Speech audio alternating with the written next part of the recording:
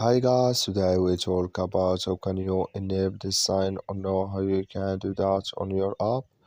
So you just follow these ways, then it's going to work with you.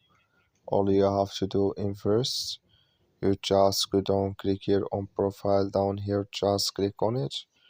So then it's going to take you to your profile. It's going to show for you like this here. You go above this sign, click on it here. So then it's going to take you to next step here. It's going to show for you like this. You click here on notifications. You come to next step here. It's going to show for you like this. You come here to I would like to receive the Speaky here new lister. Click in this sign. Like you see, this color show for us. That's mean it's enabled with us now. So that's all you have to do. That's all. I wish you I get it. Thank you for your watching. Don't forget to support us by liking and subscribe.